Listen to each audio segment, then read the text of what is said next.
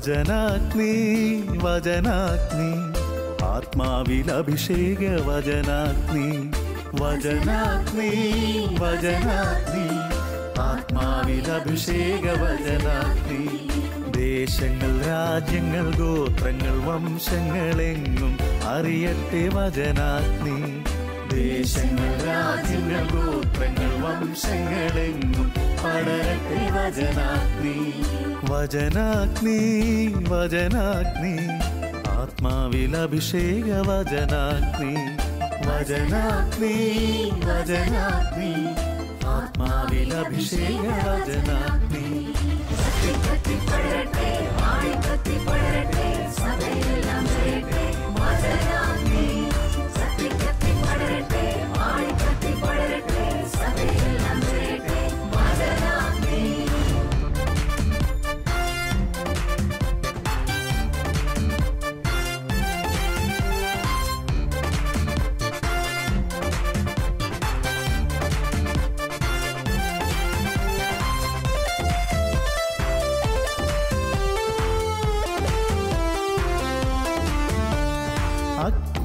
അയക്കുന്ന തിരുവചനം അത്ഭുതങ്ങൾ ഉളവാക്കും വചനം അയക്കുന്ന തിരുവചനം അത്ഭുതങ്ങൾ ഉളവാക്കും വചനം വിശ്വാസമേകുന്ന തിരുവചനം മാംസമായി തീർന്നൊരു ദൈവവചനം വിശ്വാസമേകുന്ന തിരുവചനം മാംസമായി തീർന്നൊരു ദൈവവചനം വചനാഗ്നി വചനാഗ്നി ആത്മാവിൽ അഭിഷേക വചനാഗ്നി വചനാഗ്നി വചനാഗ്നി ആത്മാവിൽ അഭിഷേക വചനാഗ്നി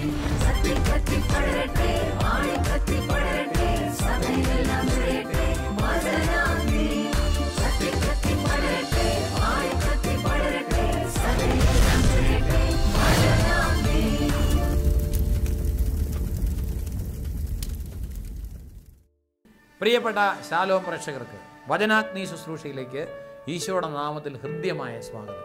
പ്രിയപ്പെട്ട സഹോദരങ്ങളെ, സഭയിൽ വിശ്വാസത്തിൽ നാം ആഴപ്പെട്ട് വളർന്നു വരുമ്പോൾ ആദ്യകാലത്ത് ഈ സഭയുടെ തുടക്കത്തിന് നാളുകളിൽ സഭ എങ്ങനെയായിരുന്നു എന്ന് നാം ചിന്തിക്കുന്നതും ധ്യാനിക്കുന്നതും വളരെ നല്ലതാണ്.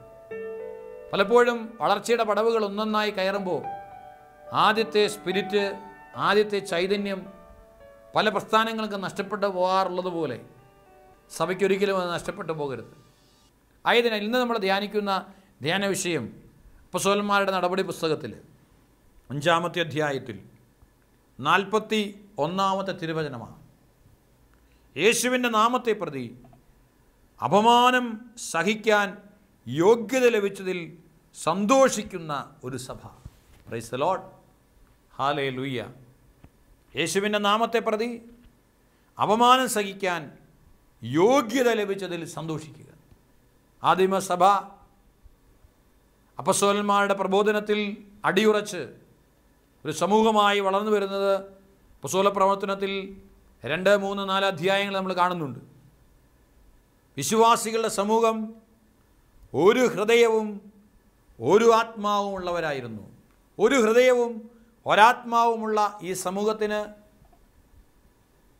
അപ്പോസ്തലന്മാരുടെ പ്രബോധനം, കൂട്ടായ്മ, അപ്പമുറിക്കൽ ശുശ്രൂഷ, പ്രാർത്ഥന ഇതെല്ലാം വലിയൊരു അനുഗ്രഹമായിരുന്നു. പക്ഷേ പ്രിയപ്പെട്ട സഹോദരങ്ങളെ, നാം ഒന്ന് ശ്രദ്ധിക്കേണ്ടത്, നമ്മളൊരു മധ്യസ്ഥ പ്രാർത്ഥനയ്ക്കായി ഒരു 10 പേര് അല്ലെങ്കിൽ 5 പേര് ഒരുമിച്ചിരിക്കുന്നിടത്ത് ഒരു ഹൃദയവും ഒരാത്മാവുമുള്ള ഒരു സമൂഹമാണ് എന്ന് പറയാൻ കഴിയുമോ? ഒരു കുടുംബത്തിൽ കുടുംബ പ്രാർത്ഥനയ്ക്കായി അപ്പനും അമ്മയും മക്കളും കൂടെ ഒരുമിച്ചിരിക്കുമ്പോൾ ആ കൊച്ചു കുടുംബം ഒരു ഹൃദയവും ഒരാത്മാവുമുള്ളതാണ് എങ്കിൽ ദൈവം അവിടെ ഇറങ്ങി വരും. ഒരു ഹൃദയവും ഒരാത്മാവുമുള്ള സമൂഹമാണോ നമ്മുടെ കുടുംബം?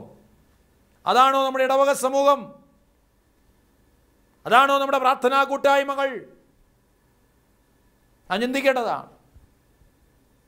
ഓരോരുത്തരും അവരവരുടേതായ സ്വാർത്ഥമോഹങ്ങൾ കടിമപ്പെട്ട് നശ്വരമായ അപ്പത്തിന് വേണ്ടി അധ്വാനിക്കുന്നവരായി മാറുമ്പോൾ മനുഷ്യപുത്രൻ്റെ നിത്യജീവൻ്റെ അനശ്വര അപ്പത്തിന് വേണ്ടിയല്ല. അതിനുവേണ്ടി ഈ ലോകത്തിൽ എന്തെല്ലാം വേദനകളും സഹനങ്ങളും വന്നാലും ധീരതയോടെ ഏറ്റെടുക്കാൻ സന്നദ്ധരായ ആദിമ ക്രൈസ്തവ സമൂഹത്തിൻ്റെ ചൈതന്യം നഷ്ടപ്പെട്ടു പോയ ഒരവസ്ഥയിലല്ലേ നമ്മളിന്ന് വളർന്നു വരുന്നത്. പ്രിയപ്പെട്ടവരെ, നാം കണ്ണു തുറന്ന് നോക്കണം, ഹൃദയം തുറന്ന് ധ്യാനിക്കണം. ആദിമ സഭയുടെ ഈ ചൈതന്യം അപ്പസ്തോലന്മാരുടെ പ്രബോധനത്തിൻ്റെ കീഴിൽ ഒരു മനമായി അവർ നിന്നപ്പോൾ അപ്പസ്തോലന്മാരിലൂടെ വലിയ അത്ഭുതങ്ങളും അടയാളങ്ങളും ജനമധ്യത്തിൽ സംഭവിച്ചു. പത്രോസ് എന്ന അപ്പസ്തോല പ്രമുഖൻ്റെ നേതൃത്വം ചോദ്യം ചെയ്യാതെ അംഗീകരിച്ചപ്പോൾ അപ്പസ്തോല പ്രവർത്തനം 5-ാം അധ്യായത്തിൻ്റെ 12-ാമത്തെ തിരുവചനം, അപ്പസ്തോലന്മാരുടെ കരങ്ങൾ വഴി ജനമധ്യത്തിൽ വളരെ അടയാളങ്ങളും അത്ഭുതങ്ങളും സംഭവിച്ചുകൊണ്ടിരുന്നു. അപ്പസ്തോലന്മാരുടെ കരങ്ങൾ വഴി അത്ഭുതങ്ങളും അടയാളങ്ങളും സംഭവിക്കണമെങ്കിൽ അപ്പസ്തോലിക പ്രബോധനത്തിൽ വിശ്വസിക്കുന്ന ഒരു വിശ്വാസ സമൂഹമുണ്ടാവണം. യേശുവിൻ്റെ നാളുകളിൽ അനുഗ്രഹം പ്രാപിച്ചവരൊക്കെ യേശുവിൽ വിശ്വസിച്ചവരായിരുന്നു. നിന്റെ വിശ്വാസം നിന്നെ രക്ഷിച്ചിരിക്കുന്നു എന്നാണ് പറഞ്ഞത്. യേശുവിൻ്റെ തുടർച്ചയായ സഭയിൽ അപ്പസ്തോലന്മാരുടെ കരങ്ങൾ വഴി ജനമധ്യത്തിൽ അത്ഭുതങ്ങളും അടയാളങ്ങളും സംഭവിക്കാൻ കാരണമായത് അപ്പസ്തോലിക നേതൃത്വത്തെ അംഗീകരിക്കുന്ന വിധേയത്വമുള്ള ഒരു വിശ്വാസ സമൂഹമുണ്ടായിരുന്നു. അവർ ഏക മനസ്സോടെ സോളമൻ്റെ മണ്ഡപത്തിൽ ഒന്നിച്ചുകൂടുക പതിവായിരുന്നു. അവരുടെ സംഖ്യ വർദ്ധിച്ചുകൊണ്ടിരുന്നു. അവർ രോഗികളെ തെരുവീതികളിൽ കൊണ്ടുവന്ന് കിടക്കകളിലും കട്ടിലുകളിലും കിടത്തിയിരുന്നു. പത്രോസ് കടന്നു പോകുമ്പോൾ അവൻ്റെ നിഴലെങ്കിലും അവരിൽ ഏതാനും പേരുടെ മേൽ പതിക്കുന്നതിന് വേണ്ടിയായിരുന്നു അത്. അശുദ്ധാത്മാക്കൾ ബാധിച്ചിരുന്നവരെയും രോഗികളെയും വഹിച്ചുകൊണ്ട് ജനം ജെറുസലേമിന് ചുറ്റുമുള്ള പട്ടണങ്ങളിൽ നിന്ന് വന്നിരുന്നു. എല്ലാവർക്കും രോഗശാന്തി ലഭിച്ചിരുന്നു. അപ്പസ്തോലന്മാരുടെ അധികാരത്തെ, കൃപയെ അംഗീകരിക്കുന്ന വിധേയപ്പെടുന്ന ജനമധ്യത്തിൽ നിന്ന് അശുദ്ധാത്മാക്കളും രോഗപീഠകളും വിട്ടുമാറിപ്പോകുന്ന അഭിഷേകത്തിൻ്റെ അനുഭവം ഇന്നും സംഭവിക്കും. പ്രിയപ്പെട്ടവരെ, നമ്മുടെ കുടുംബങ്ങളിൽ അപ്പസ്തോലന്മാരുടെ പിൻഗാമികളായ മെത്രാന്മാരെയും വൈദികരെയും പഴി പറഞ്ഞും കുറ്റം വിധിച്ചും തലമുറകളിൽ നിന്ന് വിശ്വാസത്തിൻ്റെ തിരുനാളങ്ങൾ കെടുത്തിക്കളയുമ്പോൾ എങ്ങനെ ഇവിടെ ജനമധ്യത്തിൽ യേശുവിൻ്റെ നാമത്തിൽ അപ്പസ്തോലന്മാരുടെ കരങ്ങൾ വഴി അനുഗ്രഹം ഒഴുകും? എവിടെ വിശ്വാസമുണ്ടാവും? കുടുംബങ്ങൾ ദൈവകൃപയുടെ വിശ്വാസ പരിപോഷണത്തിൻ്റെ, വിശ്വാസം പകർന്നു നൽകലിൻ്റെ വേദികളാണ്. പക്ഷേ ഇന്ന് നമ്മുടെ കുടുംബങ്ങളിൽ മാധ്യമങ്ങളുടെ അതിപ്രസരത്തിൽ കുടുംബ ചർച്ചാ വേദികളിൽ നിറഞ്ഞു നിൽക്കുന്നതൊക്കെ, മാധ്യമങ്ങൾ വിളിച്ചു പോകുന്നതൊക്കെ സത്യമാണ് എന്ന് ഏറ്റുപാടുന്ന വിശ്വാസികളുടെ കുടുംബങ്ങളിൽ തലമുറകൾക്ക് അപ്പസ്തോലികമായ അഭിഷേകത്തിൻ്റെ കൃപയാണ് നഷ്ടപ്പെടുന്നത് എന്ന സത്യം തിരിച്ചറിയണം. രണ്ടാമത്തത് കൂട്ടായ്മയാണ്. ഞാൻ നേരത്തെ സൂചിപ്പിച്ചതുപോലെ ഒരേ മനസ്സോടെ ഇരിക്കാൻ കഴിയുന്നില്ല, ഒരേ ആത്മാവോടെ പ്രാർത്ഥിക്കാൻ കഴിയുന്നില്ല. ഇന്ന് നമുക്ക് വേണ്ടത് ഈ ലോക ജീവിതത്തിലെ നേട്ടങ്ങൾക്ക് വേണ്ടിയാ പലരും പ്രാർത്ഥിക്കാൻ കൂട്ടായ്മയ്ക്ക് ഒരുമിച്ച് കൂടുന്നത്. ഈ ജീവിതത്തിനു വേണ്ടി മാത്രം ക്രിസ്തുവിൽ പ്രത്യാശ വച്ചിട്ടുള്ളവരാണെങ്കിൽ മറ്റെല്ലാ മനുഷ്യരെയും കാൾ നിർഭാഗ്യരാണ് എന്ന് പൗലോസ് അപ്പസ്തോലൻ കൊരിന്തോസുകാർക്കെതിരെ 1-ാം ലേഖനത്തിൻ്റെ 15-ാം അധ്യായത്തിൻ്റെ 18-ാമത്തെ തിരുവചനത്തെ നമ്മളെ ഓർമ്മപ്പെടുത്തുന്നുണ്ട്. നമുക്കൊക്കെ വേണ്ടത് ഒരു പ്രോസ്പെരിറ്റി ഗോസ്പലാണ്. രോഗസൗഖ്യത്തിന് വേണ്ടി, സാമ്പത്തിക നേട്ടത്തിന് വേണ്ടി, ജോലി കിട്ടാൻ, വിസ അടിക്കാൻ, അങ്ങനെ ഓരോരുത്തരും അവരവരുടേതായ ചില ലക്ഷ്യങ്ങളും നിയോഗങ്ങളും വെച്ച് പ്രാർത്ഥിക്കാനിരിക്കുമ്പോൾ ഏക മനസ്സോടെ ഒരു കൂട്ടായ്മ ഉണ്ടാവുന്നില്ല.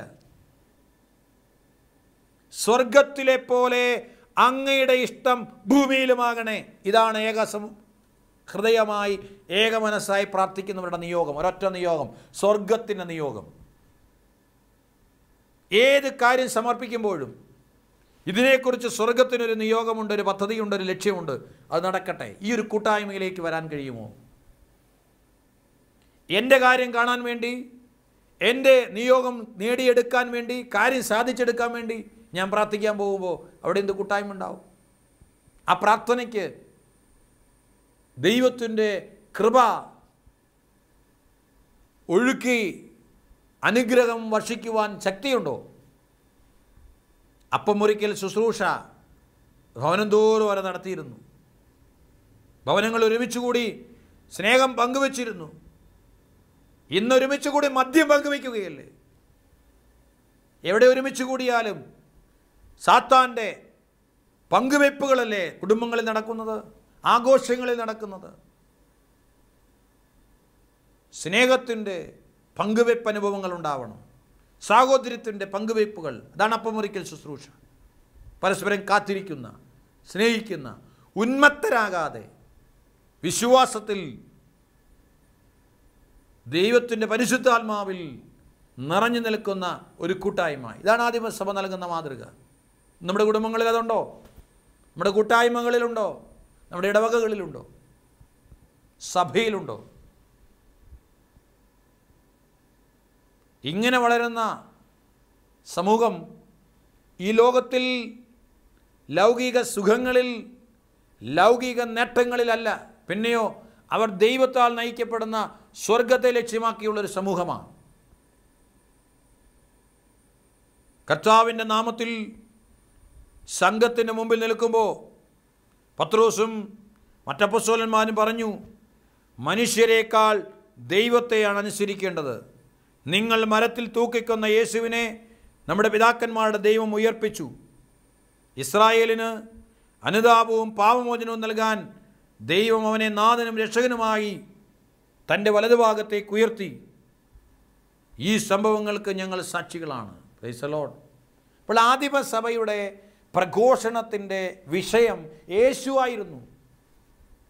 യേശു എന്ന ഏക രക്ഷകനെക്കുറിച്ചാണ്, യേശുവിൻ്റെ നാമത്തെക്കുറിച്ചാണ്, യേശുവിൻ്റെ മാഹാത്മ്യത്തെക്കുറിച്ചും യേശു തരുന്ന രക്ഷയെക്കുറിച്ചുമാണ് ആദിമസഭ പ്രഘോഷിച്ചു കൊണ്ടിരുന്നത്. എന്നാൽ ഇന്നോ യേശു ഏക രക്ഷകനാണെന്ന്, കർത്താവായ യേശുവിലുള്ള വിശ്വാസം മാത്രമാണ് നിന്നെ രക്ഷയിലേക്ക് നയിക്കുന്നത് എന്ന് ചങ്കുറപ്പോടുകൂടി പ്രഘോഷിക്കാൻ നമുക്ക് കഴിയുന്നുണ്ടോ? അപ്പോഴാണ് യേശുവിനെക്കുറിച്ച് പ്രഘോഷിക്കുമ്പോൾ കേട്ടവർ ക്ഷുഭിതരാവുകയും അപ്പസ്തോലന്മാരെ വധിക്കാൻ ആഗ്രഹിക്കുകയും ചെയ്തു. എന്നാൽ ആദരണീയനായ ഗമാലിയേൽ ഇടപെട്ടതുകൊണ്ടാണ് അവരെ വധിക്കാതിരുന്നത്. ഗമാലിയേൽ പറഞ്ഞു, ഈ ആലോചനയും ഉദ്യമവും മനുഷ്യനിൽ നിന്നാണെങ്കിൽ പരാജയപ്പെടും, മറിച്ച് ദൈവത്തിൽ നിന്നാണെങ്കിൽ അവരെ നശിപ്പിക്കാൻ നിങ്ങൾക്ക് കഴിയുകയില്ല. മാത്രമല്ല ദൈവത്തെ എതിർക്കുന്നവരായി നിങ്ങൾ എണ്ണപ്പെടുകയും ചെയ്യും. അപ്പോൾ അതുകൊണ്ട് എന്തുകൊണ്ടാണ് ഇന്ന് നമ്മുടെ ഉദ്യമങ്ങൾ പരാജയപ്പെടുന്നത് എന്ന് പ്രിയപ്പെട്ട മക്കളെ നമ്മൾ ചിന്തിക്കണം. ദൈവത്തിൽ നിന്നുള്ള ഒരു ഉദ്യമവും പരാജയപ്പെടില്ല, ഗമാലിയെ സാക്ഷ്യപ്പെടുത്തി. എന്നാൽ മനുഷ്യരിൽ നിന്നാണെങ്കിൽ അത് പരാജയപ്പെടും. ഇന്ന് മാനുഷികമായ ഉദ്യമങ്ങളും ആലോചനകളുമാണ് പ്രബലപ്പെട്ട് നിൽക്കുന്നത്. അതെല്ലാ മേഖലകളിലും അതെ. മാനുഷികമായ ബുദ്ധിയും യുക്തിയും അനുസരിച്ച് ചിന്തിക്കുമ്പോൾ ദൈവത്തിൻ്റെ പരിശുദ്ധാത്മാവിന് പ്രവർത്തിക്കാൻ വേദിയില്ലാതാവുകയാണ്. അവിടെയാ നമ്മൾ പരാജയപ്പെടുന്നത്. ദൈവത്തെ മഹത്വപ്പെടുത്തുവാൻ ദൈവത്തിൽ നിന്നുള്ള ആലോചനകളോടെ ഇറങ്ങണം. ദൈവത്തിൻ്റെ ഉദ്യമമായി നമ്മുടെ ഓരോ ഉദ്യമങ്ങളും മാറണം.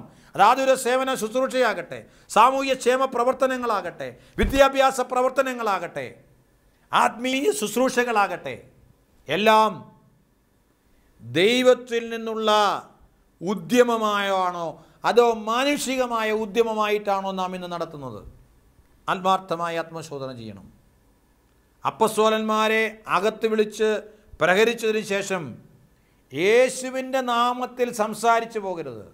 നമ്മൾ വളരെ കൃത്യമായിട്ട് അനുസരിക്കുന്നുണ്ട്. യേശു എന്ന നാമത്തെക്കുറിച്ച് മിണ്ടുന്നു പോലുമില്ല. നിങ്ങൾ പ്രസംഗിക്കരുത് എന്നല്ല പറഞ്ഞത്, നിങ്ങൾ സുവിശേഷ ദൗത്യം നിർവഹിക്കരുത് എന്നല്ല പറഞ്ഞത്. പിന്നെയോ യേശുവിൻ്റെ നാമത്തിൽ സംസാരിച്ചു പോകരുത് എന്ന് കൽപ്പിച്ച് അവരെ വിട്ടയച്ചു. യേശുവിൻ്റെ നാമമാ പ്രശ്നം, യേശു എന്ന പേരാ പ്രശ്നം, യേശു എന്ന രക്ഷകനാ പ്രശ്നം. ആ യേശുവിനെക്കുറിച്ച് പ്രസംഗിക്കരുതെന്നേ പറയുന്നുള്ളൂ. ഇന്ന് പലപ്പോഴും നമ്മളത് അക്ഷരം പ്രതി അനുസരിക്കുന്നവരാണ്. യേശുവിനെ ബോധപൂർവം നമ്മൾ മാറ്റി നിർത്തിയിട്ട്, യേശുവിലൂടെയുള്ള രക്ഷയെ മാറ്റി നിർത്തിയിട്ട് നമ്മൾ നമ്മുടേതായ സുവിശേഷങ്ങൾ, കേൾവിക്കാർക്ക് ഇമ്പകരമായ വാർത്തകൾ, പ്രസംഗങ്ങൾ നാം നടത്തുമ്പോൾ അവിടെ യേശുവിൻ്റെ നാമം പുകഴ്ത്തപ്പെടുകയല്ല, ഇകഴ്ത്തപ്പെടുകയാണ്. ഏകരക്ഷകനായ ഈ ലോകത്തിലുള്ള സകല ജാതി വർഗ വർണ്ണ മനുഷ്യവർഗത്തിനും രക്ഷകനായി മാറിയ യേശുവിനെ കൊടുക്കാൻ നമുക്ക് കഴിയുന്നില്ലെങ്കിൽ ആദിമസഭയുടെ ചൈതന്യത്തിൽ നാം വിട്ടുപോയി. അവരോട് പറഞ്ഞു, യേശുവിൻ്റെ നാമത്തിൽ നിങ്ങൾ പ്രസംഗിക്കരുതെന്ന്. എന്നാൽ അവരാകട്ടെ യേശുവിൻ്റെ നാമത്തെ പ്രതി അപമാനം സഹിക്കുവാൻ യോഗ്യത ലഭിച്ചതിൽ സന്തോഷിച്ചുകൊണ്ട് സംഘത്തിൻ്റെ മുമ്പിൽ നിന്ന് പുറത്തുപോയി. എല്ലാ ദിവസവും ദേവാലയത്തിൽ വെച്ചും ഭവനം തോറും ചെന്നും യേശുവാണ് ക്രിസ്തു, യേശുവാണ് ക്രിസ്തു എന്ന് പഠിപ്പിക്കുന്നതിലും പ്രസംഗിക്കുന്നതിലും നിന്ന് അവർ വിരമിച്ചില്ല. Praise the Lord, hallelujah. യേശുവാണ് ക്രിസ്തു, യേശുവാണ് രക്ഷകൻ എന്ന് പ്രസംഗിക്കുന്നതിലും പഠിപ്പിക്കുന്നതിൽ നിന്ന് അവർ വിരമിച്ചില്ല. അടികിട്ടിയപ്പോൾ അടികിട്ടിയത് അഭിമാനമായി സ്വീകരിച്ചുകൊണ്ട് അവരിറങ്ങി. ഇതാണ് സഭയുടെ ചൈതന്യം, പ്രിയപ്പെട്ടവരെ. യേശുവിനെ കൊടുക്കാൻ നമുക്ക് കഴിയുന്നില്ല, നമ്മൾ ഭയപ്പെട്ടിരിക്കുകയാണ്. അതുകൊണ്ടാണ് നമ്മൾ വളരാത്തത്. ആദിമസഭ വളർന്നത് അവർ യേശുവിനെ പ്രഘോഷിച്ചപ്പോഴാണ്. യേശുവാണ് രക്ഷകനെന്ന്, യേശുവാണ് ക്രിസ്തുവെന്ന് പ്രഘോഷിച്ചപ്പോഴാണ് അവർക്ക് പീഡനങ്ങളേൽക്കേണ്ടി വന്നത്. അവിടെയാണ് രക്തസാക്ഷികളുണ്ടായത്. അവരുടെ ചുടുനിണമാണ് സഭയെ വളർത്തുവാൻ കാരണമായത്. ആ പ്രഘോഷണം നടന്നിടത്താണ് ദൈവത്തിൻ്റെ അത്ഭുതങ്ങൾ സംഭവിക്കുന്നത്. കാരാഗൃഹത്തിൽ ബന്ധനസ്ഥരായവർ കാരാഗൃഹ വാതിൽ പോലും തുറക്കപ്പെടാതെ ദേവാലയത്തിൽ നിന്ന് പ്രസംഗിക്കുന്നത് കാണാൻ ആദ്യ സമൂഹത്തിന് ഇടവന്നത് എന്തുകൊണ്ടാണ്? അവർ പ്രസംഗിച്ചത് മുഴുവൻ ഭൗമികമായ കാര്യങ്ങളല്ല, യേശു എന്ന രക്ഷകനെക്കുറിച്ചും യേശു തരുന്ന രക്ഷയെക്കുറിച്ചുമാണ്. നശ്വരമായ ഈ ലോകത്തിൻ്റെ ചിന്തകളിൽ, ഈ ലോകത്തിൻ്റെതായ കഥകളിൽ, ഈ ലോകത്തിൻ്റെതായ പുരാണങ്ങളിൽ, ഈ ലോകത്തിൻ്റെതായ സാഹിത്യങ്ങളിൽ ആയിരുന്നില്ല അവരുടെ പ്രസംഗം. പിന്നെയോ നിത്യതയുടെ തീരം തുറന്നു തന്ന രക്ഷകനായ കുരിശിത്തറയ്ക്കപ്പെട്ട് മരിച്ച് ഇന്നും ജീവിക്കുന്ന യേശുവിൻ്റെ നാമത്തെക്കുറിച്ചാണ്.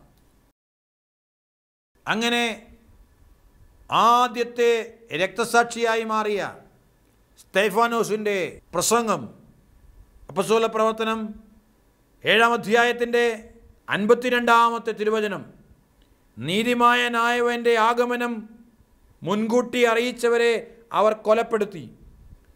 നിങ്ങൾ അവനെ ഒറ്റിക്കൊടുക്കുകയും വധിക്കുകയും ചെയ്തു. നിങ്ങൾക്ക് ദൈവദൂതന്മാരിലൂടെ നിയമം ലഭിച്ചു, എങ്കിലും നിങ്ങളത് പാലിച്ചില്ല. ഇത് കേട്ടപ്പോൾ അവർ അവൻ്റെ നേരെ കോപാക്രാന്തരായി പല്ലുകടിച്ചു. ഈ സമയത്ത് സ്തെഫാനോസ് പരിശുദ്ധാത്മാവിനാൽ നിറഞ്ഞ് സ്വർഗത്തിലേക്ക് നോക്കി ദൈവത്തിൻ്റെ മഹത്വം ദർശിച്ചു. ദൈവത്തിൻ്റെ വലതുഭാഗത്ത് യേശു നിൽക്കുന്നത് കണ്ടു. Price the Lord. ദൈവത്തിൻ്റെ വലതുഭാഗത്ത് യേശു നിൽക്കുന്നത് കണ്ട് ആ യേശുവിനെ സാക്ഷ്യപ്പെടുത്തേണ്ടവരാണ് ഓരോ ക്രിസ്ത്യാനിയും. വിശ്വാസ പ്രമാണത്തിൽ നമ്മൾ ഏറ്റുപറയുന്നുണ്ട്, സർവശക്തനായ ദൈവത്തിൻ്റെ വലതുഭാഗത്ത് ഇരിക്കുന്നു. ആ യേശുവിനെയാണ് ഇന്ന് ലോകത്തിന് കൊടുക്കേണ്ടത്. ആ യേശുവിൻ്റെ മൂല്യങ്ങളാണ് ലോകത്തിന് കൊടുക്കേണ്ടത്. ആ യേശുവിൻ്റെ സുവിശേഷമാണ് ഇന്ന് ലോകത്തിന് കൊടുക്കേണ്ടത്. അത് കൊടുക്കാൻ നമുക്ക് കഴിയുന്നുണ്ടോ? ആ നാമത്തിൽ അഭിമാനിക്കാൻ കഴിയുന്നുണ്ടോ? ആ നാമത്തെ പ്രതി പ്രഹരിക്കപ്പെടുന്നതിൽ സന്തോഷിക്കാൻ നമുക്ക് കഴിയുന്നുണ്ടോ? കോംപ്രമൈസിങ് ഗോസ്പൽ അല്ല നമുക്ക് വേണ്ടത്. എല്ലാറ്റിനോടും എന്തിനോടും കോംപ്രമൈസ് ചെയ്യുന്ന ഒരു സംസ്കാരം ഇന്ന് നമ്മളെ കാർന്നു തിന്നുകയാണ്.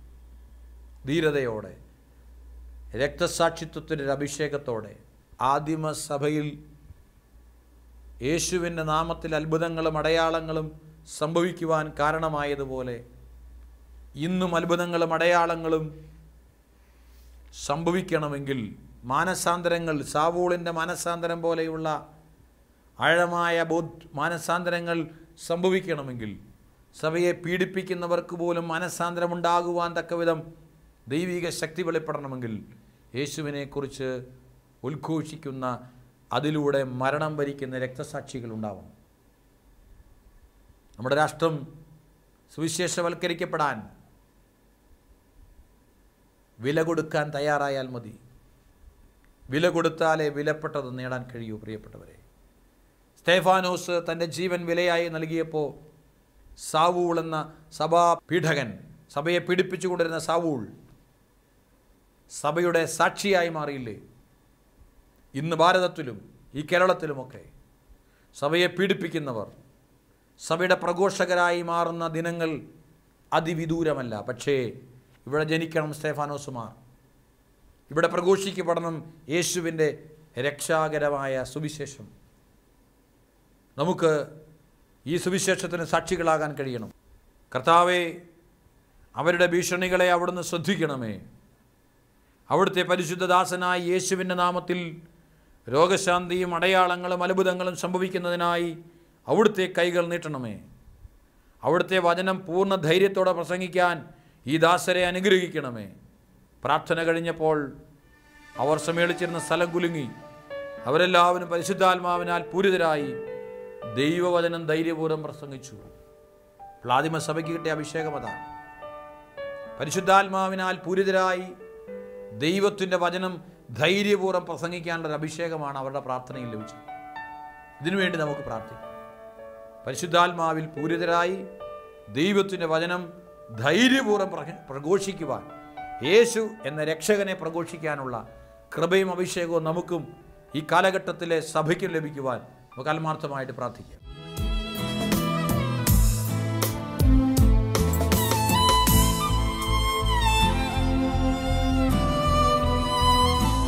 ക്രൂശിൽ കണ്ടു ഞാൻ നിൻ സ്നേഹത്തെ, ആഴമാർന്ന നിൻ മഹത്യാഗത്തെ.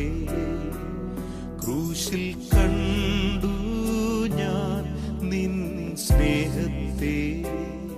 കരങ്ങൾ ഹൃദയത്തോട് ചേർത്തോ, യാചനാപുരം തുറന്നു പിടിച്ചോ. പ്രിയപ്പെട്ട മക്കളെ, നമ്മൾ ആദിമ സഭയോട് ചേർന്ന് പ്രാർത്ഥിക്കുകയാണ്. അപ്പോസ്തല പ്രവർത്തനത്തിൽ വിശ്വാസികൾ ധൈര്യത്തിനായി പ്രാർത്ഥിച്ചു. യേശുവിൻ്റെ നാമത്തിൽ വചനം പ്രഘോഷിക്കുവാൻ, യേശുവിനെ പ്രഘോഷിക്കാനുള്ള ധൈര്യത്തിന് വേണ്ടിയാണ് അവർ പ്രാർത്ഥിച്ചത്. നമുക്ക് വേണ്ടത് ആ ധൈര്യമാണ്. യേശുവിനെ ഏറ്റുപറയാനുള്ളൊരു ധൈര്യം. നമുക്ക് പ്രാർത്ഥിക്കാം. ആകാശത്തിൻ്റെയും ഭൂമിയുടെയും സമുദ്രത്തിൻ്റെയും അവയിലുള്ള സകലത്തിൻ്റെയും സൃഷ്ടാവായ ദൈവമേ, ഞങ്ങളുടെ പിതാവും അവിടുത്തെ ദാസനുമായ ദാവീദിൻ്റെ അധരത്തിലൂടെ പരിശുദ്ധാത്മാവ് മുഖേന അവിടുന്ന് ഇപ്രകാരം അരുളി ചെയ്തിട്ടുണ്ട്. കർത്താവേ, കർത്താവിനും അവിടുത്തെ അഭിഷിക്തനുമെതിരായി ഭൂമിയിലുള്ള രാജാക്കന്മാർ അണിനിരക്കുകയും അധികാരികൾ ഒരുമിച്ച് കൂടുകയും ചെയ്തു. അവിടുന്ന് അഭിഷേകം ചെയ്ത അവിടുത്തെ പരിശുദ്ധദാസനായ യേശുവിനെതിരെ ഹെരോദേസും പന്തിയോസ് പിലാത്തോസും വിജാതീയരോടും ഇസ്രായേൽ ജനത്തോടുമൊപ്പം സത്യമായി നഗരത്തിൽ ഒരുമിച്ച് കൂടി.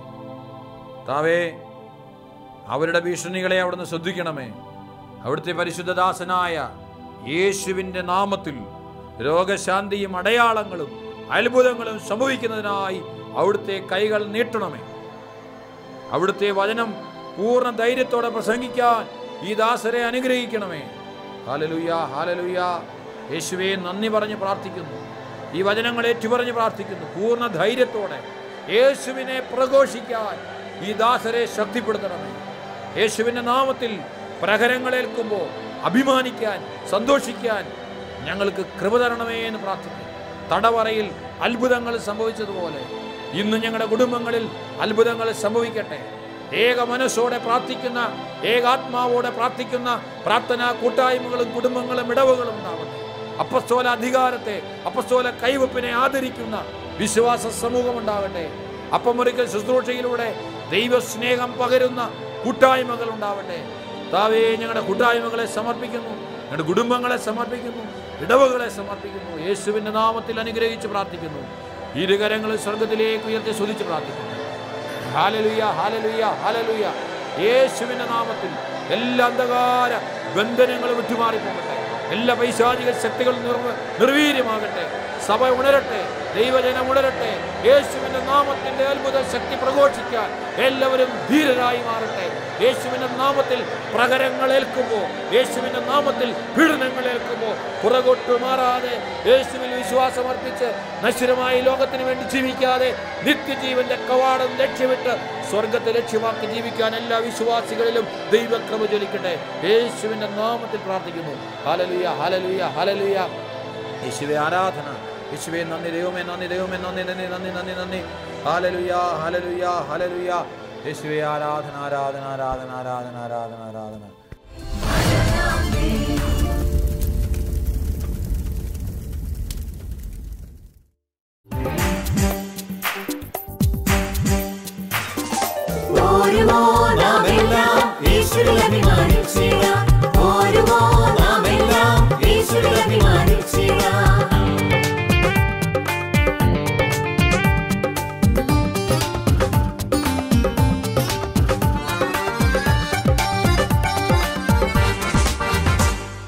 നമ്മുടെ നാഥൻ ഒലിവുമലയിൽ അന്ന് നൽകിയ മിഷൻ ദൂത് തലമുറ തലമുറ കൈമാറി കെടാതെ ഞങ്ങൾ ഘോഷിക്കും, കെടാതെ ഞങ്ങൾ ഘോഷിക്കും.